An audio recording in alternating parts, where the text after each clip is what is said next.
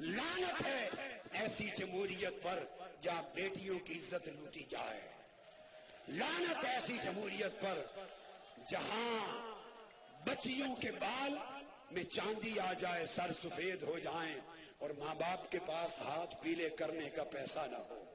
लानत है ऐसे निजाम पर जहां गरीबों के बच्चे घर का सारा कुछ लुटाकर पढ़ लें, डिग्रियां फाड़ दें, उन्हें नौकरी न मिले। लानत है ऐसे निजाम पर जहां कमजोर और गरीब को इंसाफ न मिले और आइन के साथ गैर मशरूत तौर पे खड़े हैं। तो उनका ख्याल क्या है? क्या हम आइन और जमहूरियत के दुश्मन हैं?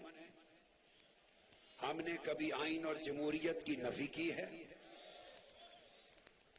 हम भी आइन, जमहूरियत और कानून की हुक्मरानी के साथ खड़े हैं।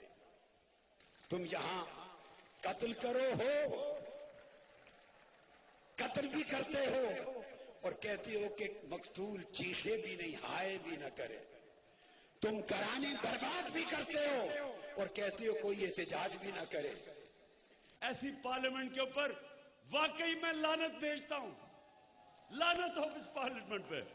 देखिए लानत वाला जो लफ्ज मैंने इस्तेमाल किया ना, ये मैंने बड़ा हल्का लफ्ज इस्तेमाल किया है। ये आप शुक्र करें मैंने यही किया है।